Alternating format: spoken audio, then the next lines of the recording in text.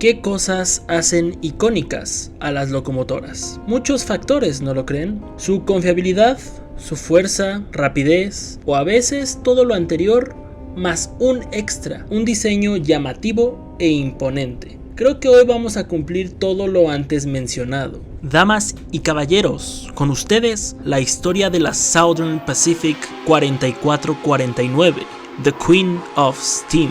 Pero antes de llegar a su historia en específico, tan icónica, tenemos que hablar de un gran contexto. Cuando parecía que casi todos los avances en máquinas 282, 464, 284 y 482 se habían hecho, el siguiente paso serían las 484, que tuvo sus primeros pasos en la década de los 30, desde esta primera máquina de Northern Pacific construida en colaboración con la empresa de sistema de rodamientos Timken y Alco. En 1930, las ahora apodadas Northern deleitaron a propios y extraños del ferrocarril en muchas líneas de todo el mundo. Y para los 40s, claramente esto avanzó más. Aunque creo que la Southern Pacific no dimensionaría la fama que tendrían unas Northern 484, que serían las icónicas clase GS. Existieron 8 modelos distintos de 484 Northerns en Southern Pacific. Las siglas GS se refieren a Golden State y luego por su confiabilidad también se utilizaba General Service. Las primeras GS, luego al salir más clases y modelos conocidas como GS1, fueron 14 máquinas Northern hechas por Baldwin Locomotive Works entre mayo y julio de 1930. Desde esta primera clase nos percatamos de una constante: todas estas máquinas quemaban fuelóleo en vez de carbón. El servicio de pasajeros se engalanaba con estas locomotoras, que dieron el servicio estupendamente desde su llegada en 1930. En casi todos los servicios de pasajeros del Southern Pacific y su subsidiaria Texas and New Orleans, que tuvieron las primeras 4, numeradas de las 700 a la 703, y después las que llegaron directamente para Southern Pacific de la 4400 a 4409. Tras las buenas impresiones, pero también las observaciones a mejorar, decidieron traer un nuevo modelo, esta vez con Lima Locomotive Works en 1936, comenzando con los cambios en el diseño y la construcción en diciembre de ese mismo año. Se remontarían a unas Mountain 482 que el ferrocarril adquirió entre 1923 a 1930 más o menos, con una peculiar recubierta semi-aerodinámica. Así que para 1937 llegarían estas rediseñadas Northerns que incorporaron finalmente el diseño semi-aerodinámico que serían tan icónicas de todas estas clases y de nuestra protagonista también, enumeradas de la número 4410 a la 4415. Con el enfoque extra en la rapidez, estas 6 nuevas GS2 fueron exactamente lo que buscaban. Llegaban a una velocidad promedio de 110 km y un máximo registrado de aproximadamente 145 km por hora. Al ver los buenos resultados, se seguirían buscando nuevos lotes y clases de 484, con el estilo no solo de este recubrimiento nuevo, sino con otra constante que empezaría a partir de las GS2, el esquema de colores del Coast Daylight, diseño de Charles Eggleston. La paleta de colores con negro, plateado, rojo y anaranjado, unas máquinas que cautivaron a propios y extraños. La popularidad del servicio Coast Daylight fue algo tan inmenso que Southern Pacific se vio orillado a generar otros servicios como Noon Daylight, San Joaquin Daylight y Lark, por mencionar algunos, por lo que ordenaría unas nuevas máquinas para apoyar y más tarde reemplazar las GS2 en los servicios importantes. Así llegarían las nuevas 14 máquinas, las GS3. Enumeradas de la 4416 a la 4429, hechas entre octubre y diciembre de 1937, igual por Lima. Principalmente se diferencian a las GS2 por su cambio de tamaño en las ruedas motrices, siendo 80 pulgadas, a diferencia de las GS2 que eran 73,5 pulgadas. Y subir el factor velocidad, en este caso su velocidad máxima llegó a alcanzar en pruebas 171 km por hora. Pero bueno, luego hay que hablar de lo que queremos, las GS4 y nuestra protagonista. Fueron en total 28 locomotoras Northern 484 hechas por Lima Locomotive Works en Lima, Ohio, con el primer lote de 20 locomotoras hechas y entregadas entre marzo y mayo de 1941, de números seriales de taller de la 7798 a la 7817, y en números de Southern Pacific de la 4430 a la 4449. Nuestra protagonista justamente cierra el lote inicial de estas 20 de 28 locomotoras. Fue hecha específicamente en mayo de 1941 y fue la de número serial 7817. Y el segundo lote de 8 más locomotoras llegarían en 1942, hechas entre marzo y abril de ese mismo año. Números de taller de la 7848 a la 7855 y en Southern Pacific de la 4450 a la 4457.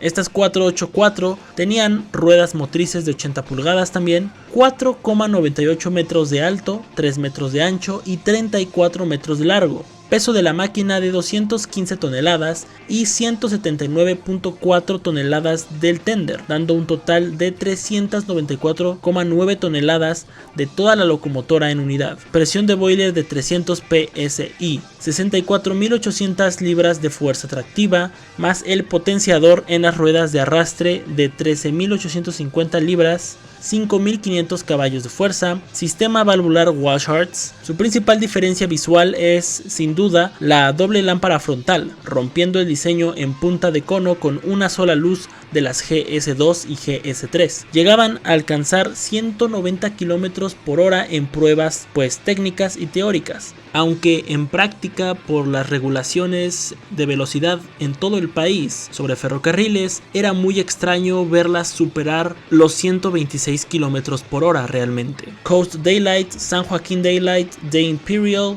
Lark y el Sunset Limited eran las líneas donde se veían principalmente las GS4. Fueron de las más queridas por los crews al ser las primeras en tener también una cabina de cierre térmico total, muy apta para esas noches frías del año, y hasta ese momento eran las que mejor estaban actuando con los 12 vagones de los Daylights en las zonas montañosas.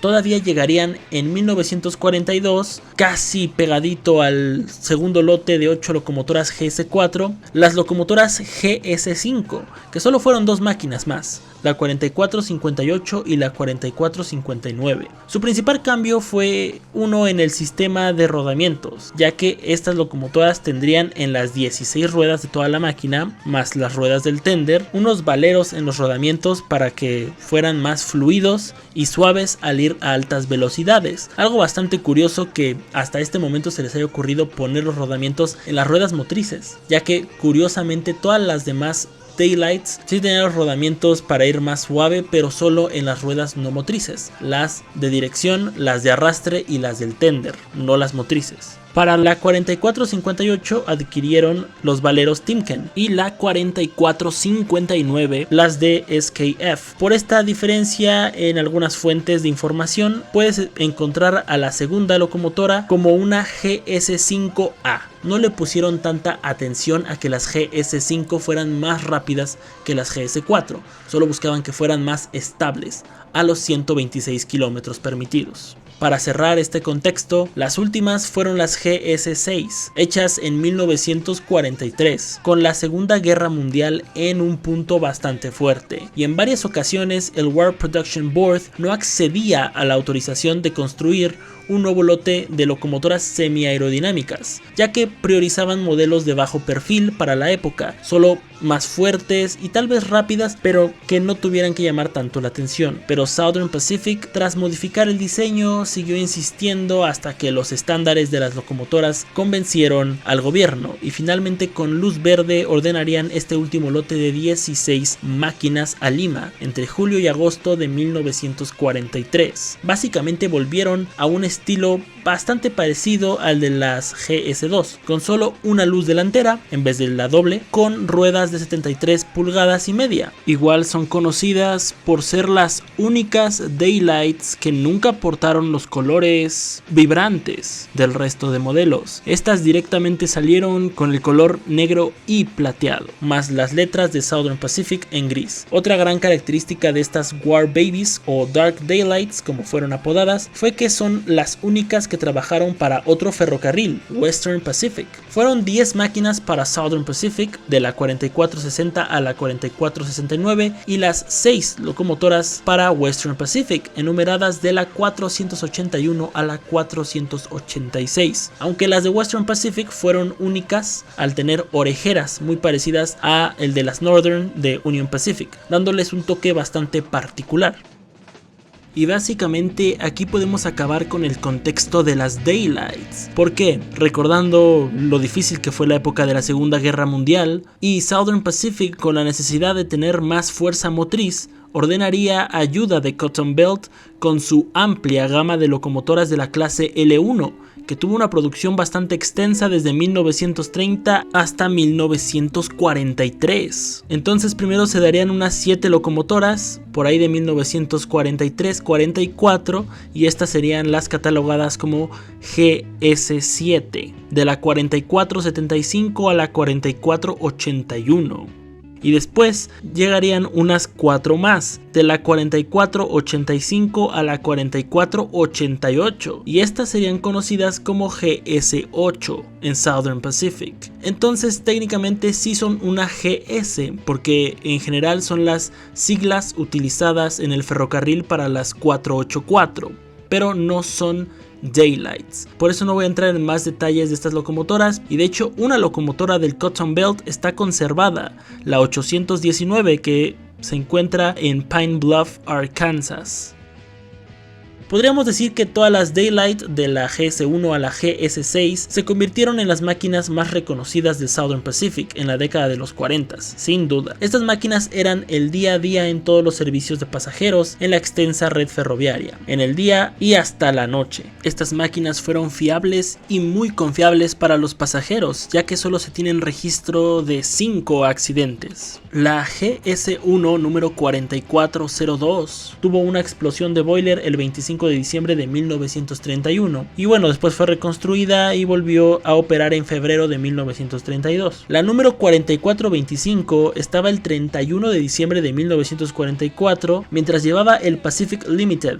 En un día lleno de neblina, hubo error en la comunicación y visibilidad de las señalizaciones, así que no se enteraron que un tren de correo llevado por una Mountain MT4, la número 4361, iba a toda velocidad sin percatarse que debían detenerse, al haber un tren de carga más adelante, por lo que la Daylight llevando los pasajeros y la Mountain llevando los correos tendrían que reducir su velocidad. En Bagley, zona oeste de Ogden, Utah. Aunque la 4425, la GS3, sí se detuvo, sí siguió las indicaciones, la 4361, con todo y su servicio de correo express de 20 vagones, continuó a toda velocidad, colisionando a 80 km por hora contra los 18 vagones Pullman del Pacific Limited, dejando 50 personas fallecidas y 81 heridas de gravedad. Pero bueno, si quieren saber más al respecto, busquen Bagley Train Wreck y hay bastante información al respecto. Hablando de las GS4, la clase de nuestra protagonista, tuvieron 3 accidentes registrados, aunque realmente ninguno fue grave. El 19 de septiembre de 1941,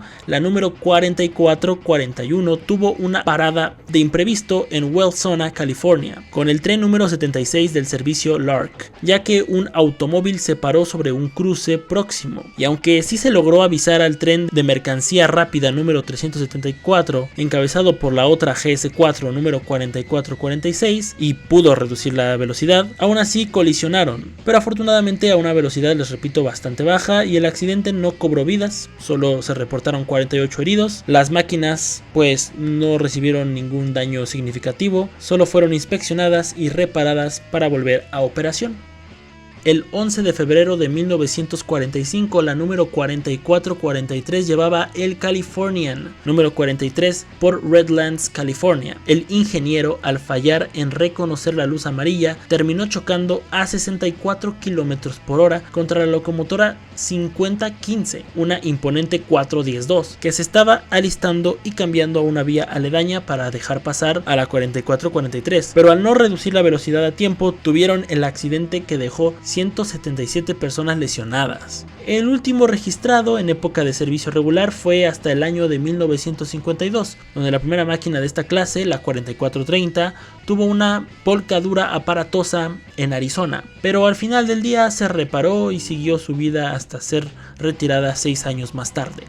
Fueron unas trabajadoras en toda la extensión de la palabra, pero como todas las historias toca hablar de la dieselización, el fenómeno del cambio tecnológico que cambió y retiró todas las máquinas de vapor del Southern Pacific para el avance de la década de los 50s. Sobre las GS1 se retiraron y el registro de la última fue en 1959, la 4402 en un servicio de carga en Klamath Basin. Sí, la que tuvo la explosión de boiler, parece que por su reconstrucción aguantó más tiempo de servicio que el resto, que ya estaban fuera de operación para 1957 y eran hechas chatarra sobre el mismo año de retiro. Por ejemplo, la última locomotora, la 4402, se hizo chatarra el 24 de abril de 1959 y con eso se fue el último chance de preservar alguna de este modelo. Las 6 GS2, las primeras semi-aerodinámicas, se empezaron a retirar desde el 24 de noviembre de 1954 y la última el 17 de febrero de 1958, siendo la 4415, y desafortunadamente ninguna máquina de la clase se conservó tras el desguace de la 4415 el 3 de noviembre de 1958.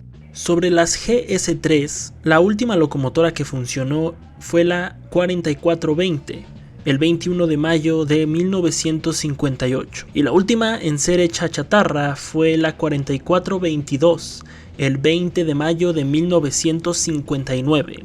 Aunque Purdy Company, donde fue hecha chatarra 4422, donó su primer rueda motriz del lado derecho al Rail Giants Train Museum en Pomona, California, esto haciéndolo lo más cercano que tenemos a una de estas máquinas conservadas. Por cierto, si les está gustando el video, lo que decimos todos los youtubers, para que el algoritmo de YouTube nos ayude un poquito, si pueden darle a like, comentar, compartir, y si no lo están y es el primer video que están viendo, suscribirse al canal y meterse a ver toda la familia de videos que tenemos ya de más de 130 videos para que puedas checarlos. Igual si les está gustando lo que están viendo y quieren apoyar un poquito más allá al canal, también están disponibles las membresías donde hacemos contenido exclusivo y aparte de ver los videos un poco antes que los demás en varios estrenos. Entre eso y más beneficios, agradecería cualquier clase de apoyo, pero si no, simplemente con tu like y suscripción está bastante bien. Continuamos con el tema. De una vez me adelanto con las GS5 porque de las GS4 y 6 hay buenas noticias conforme a la preservación, pero tristemente las dos GS5 no fueron conservadas, retiradas y hechas chatarra en 1958. Ahora vayamos con las GS4. Comenzó su campaña de retiro el 14 de mayo de 1956 y las últimas 11 retiradas el 24 de septiembre de 1958. Y la chatarra comenzó a hacer su labor y terminó por desguazar la última el 7 de agosto de 1959, siendo la 4444. Afortunadamente la 4449 llegaría a salvarse, al igual que la única GS6 que fue la primera, la 4460, tras dar su último recorrido en 1958, el 19 de octubre, en una excursión de Reno a Sacramento. Fue donada al National Museum of Transportation en San Luis, Missouri, el 16 de abril de 1959. El resto desafortunadamente no contó con tal suerte, aunque el tender de la número 484 del Western Pacific se usó para un tanque de resguardo de agua y combustible para un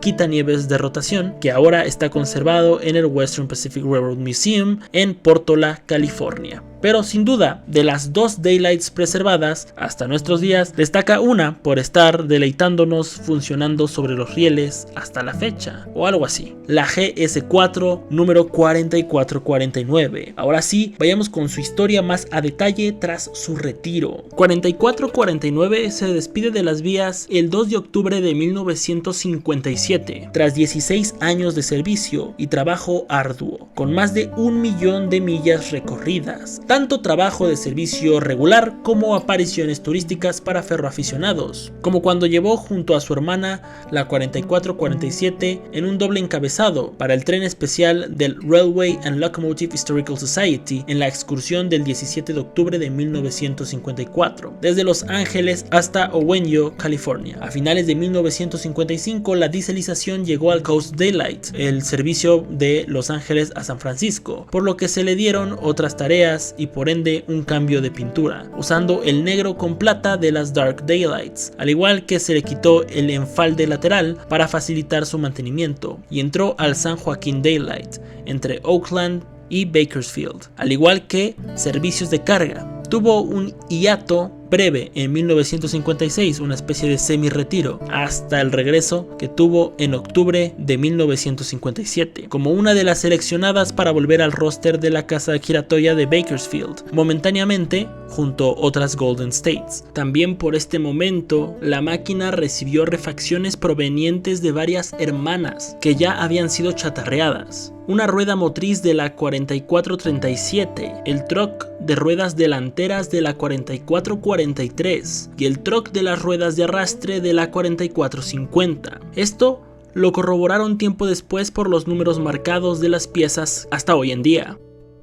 Tras este servicio del 2 de octubre, se volvieron a acomodar en posición de retiro, esperando su fatal destino, pero en 1958, la ciudad de Portland, en Oregon, buscaba una de las impresionantes máquinas con este diseño semi-aerodinámico para su reciente proyecto del Oaks Pioneer Park, de tener expuestas locomotoras y demás material histórico del ferrocarril en display. Exacto, una petición poco específica que podía salvar a cualquier Daylight o incluso cualquier MT, cualquiera de las Mountain, también semi-aerodinámicas. Así que sin pensarlo mucho, solo vieron que máquina requería menos maniobras para mover a su nuevo hogar y era precisamente la 4449. Así de sencillo, no hubo como tal un proyecto o una petición solo para esta locomotora, estuvo en el lugar y momento adecuado.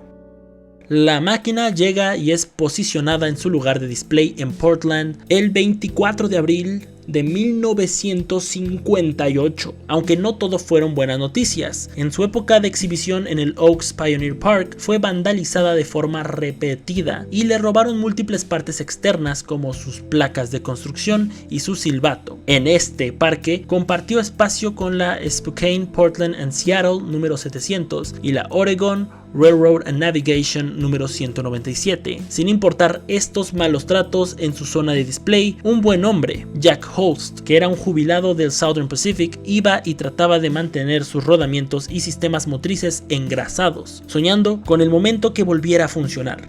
Tristemente, Jack no lograría ver el fruto de su esfuerzo al fallecer en 1972. Pero por esos primeros años de los 70s, también comenzaba una idea que terminaría por ser de vital importancia, el proyecto del American Freedom Train, con la idea de cruzar todo el país en un viaje en tren en celebración por el bicentenario de la independencia. Finalmente, en la primera sección se eligió a la Reading and Northern 2101 y para la región del tramo, mayormente en Texas, a la Texas and Pacific 610. Buscaban una tercera máquina a vapor para atraer más gente en la zona oeste, aunque al final terminó recorriendo más parte, y ahí llegarían a la 4449, que sin importar su mal estado en el exterior, se encontraron con la sorpresa de verla con un sistema motriz lubricado y el resto de características internas en condiciones aceptables. Así que el 14 de diciembre de 1974, nuestra reina abandona el Oaks Park con un honorable nuevo destino, en un taller de Burlington Northern en Portland, en los talleres de Hoyt Street,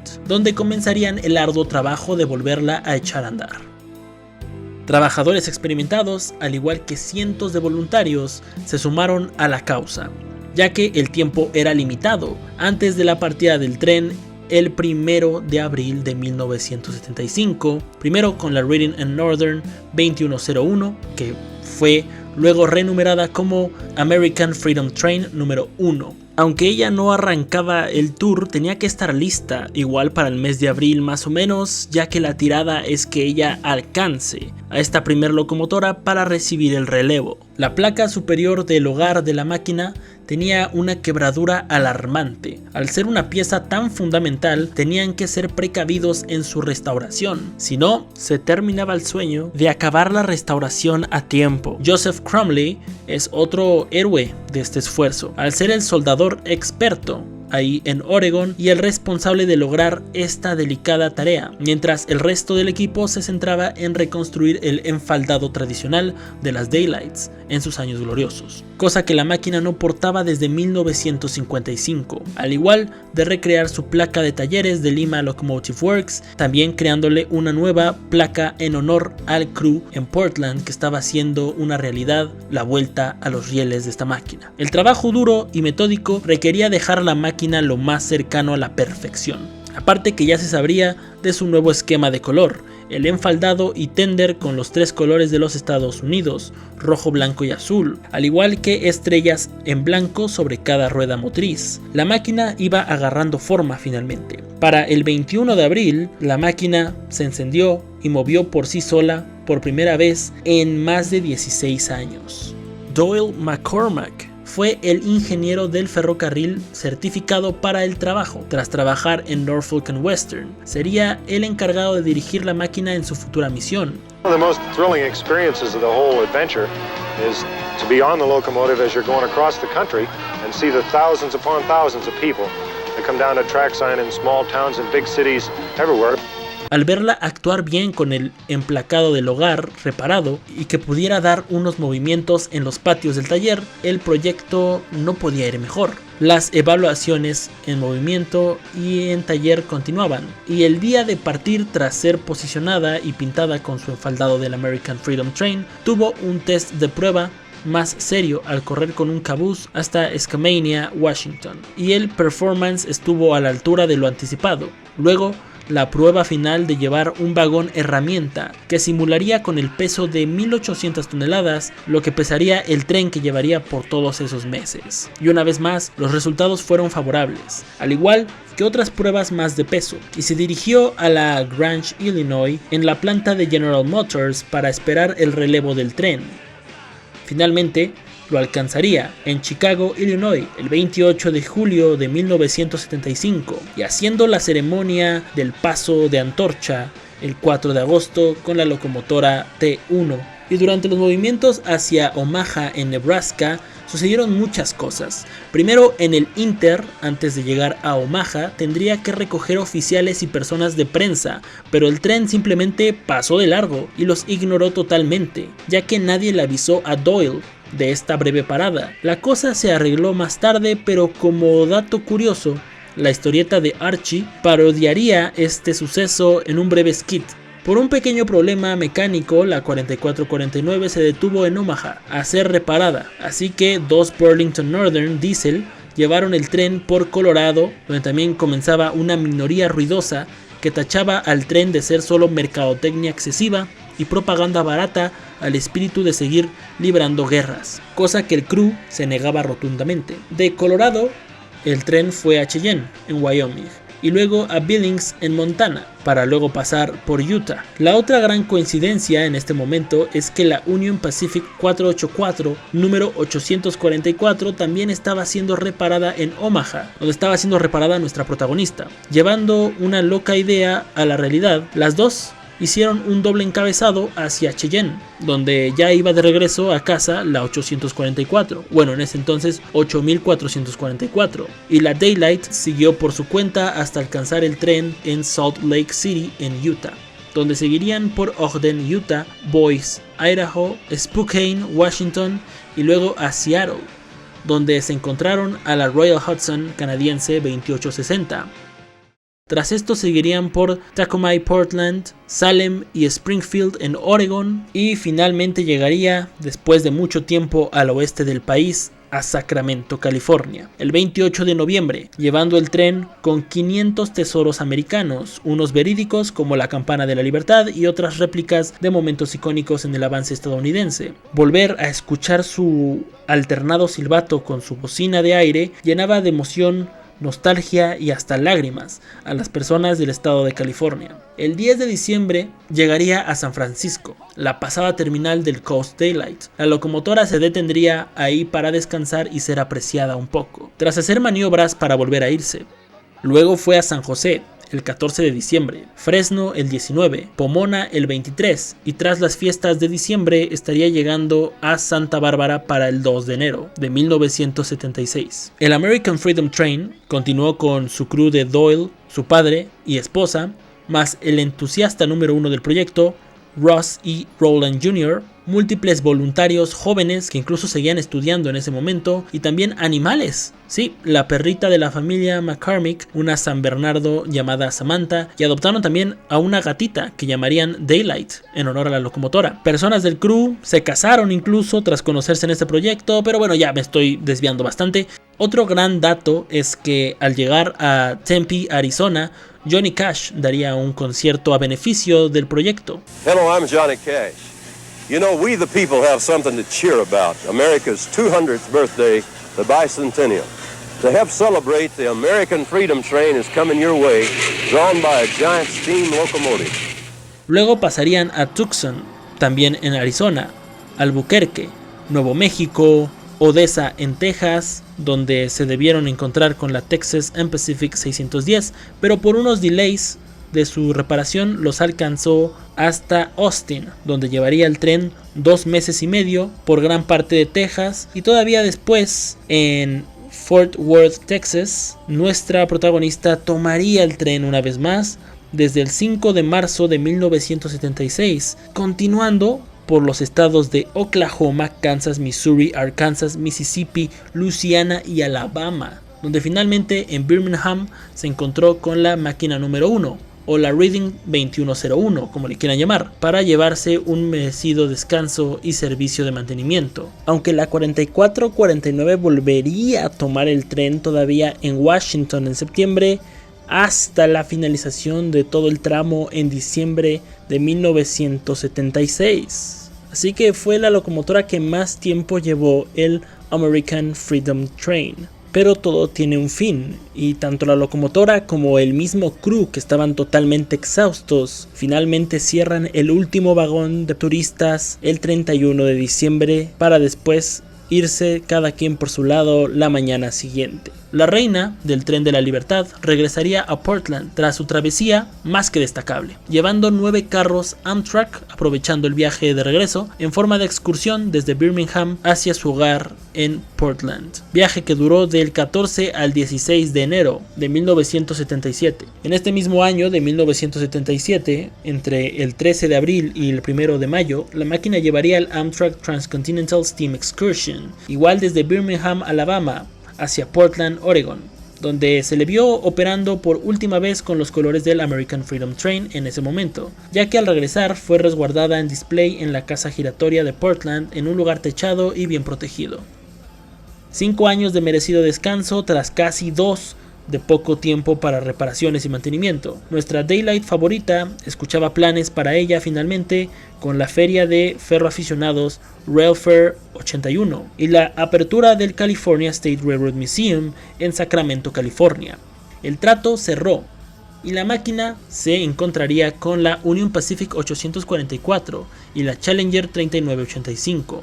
Pero algo dejaría boquiabiertos a los asistentes. La máquina 4449 llegaría propiamente como una Daylight, volviendo al esquema naranja con rojo en sus enfaldados, y un silbato de cab forward del lado del fogonero. Luego, tras esto, comenzaría una nueva ola de propuestas para excursiones turísticas en los 80s. Para 1984 se concluyó lo que muchos esperaríamos, un tren con los colores de la Coast Daylight en todos los vagones, y este tren emprendería la ruta hacia New Orleans, Louisiana, por la World Exposition de esta ciudad.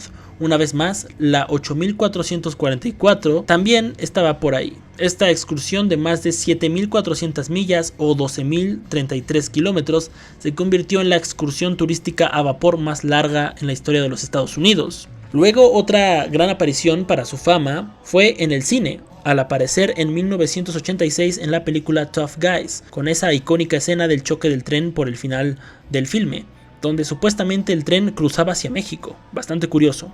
En 1989 entró lado a lado con su ya seguro Gran Amiga 8444 de Union Pacific, ya en ese entonces otra vez como la 844, en el 50 aniversario de Los Ángeles Union Passenger Terminal. Luego las dos amigas correrían rumbo a Santa Fe en las líneas paralelas a través del Cajon Pass, pero tras esto la 4449 tuvo el llamado hot box, que es cuando se sobrecalienta un rodamiento del eje, por lo que tuvo que detenerse un poco a enfriar. De ahí su siguiente aparición otra vez fue en el Rail Fair de 1991 en Sacramento, con su Bestie 844 y su prima, la Southern Pacific 2472, y desde este año surge la Friends of SP 4449, quienes mantendrían el proyecto de ahí en adelante. En 1992 fue a la convención de la National Railroad Historical Society en San José, otra vez junto a la 2472 y también la Challenger 3985.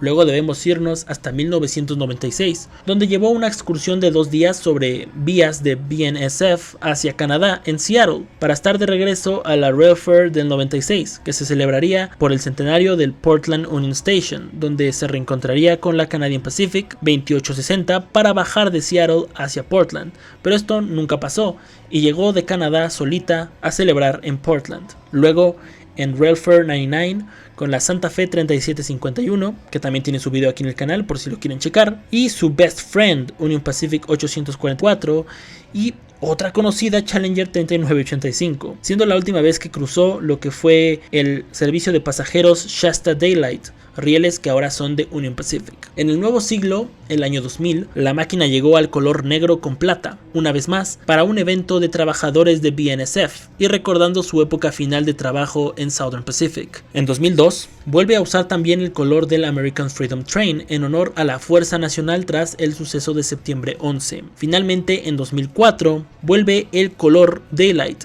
llevando 2 excursiones con Montana Rockies Rail Tours entre Sandpoint, Idaho y Billings, Montana. En mayo de 2007 hizo otro doble encabezado con la Union Pacific 844 de Tacoma a Everett, Washington, en vías de BNSF. El 24 de marzo de 2009 se anunció que atendería el Train Festival en Owosso, Michigan. El 23 de julio luego estaría en display en el resto del evento. En 2009 comenzó el proyecto del Oregon Rail Heritage Foundation, una asociación sin fines de lucro para crear un centro de preservación permanente. No solo la 4449, sino también salvarían sus antiguas compañeras del Oaks Park, la Spokane, Portland and Seattle 700 y la Oregon Railroad and Navigation número 197. El lugar abriría al público el 22 de septiembre de 2012.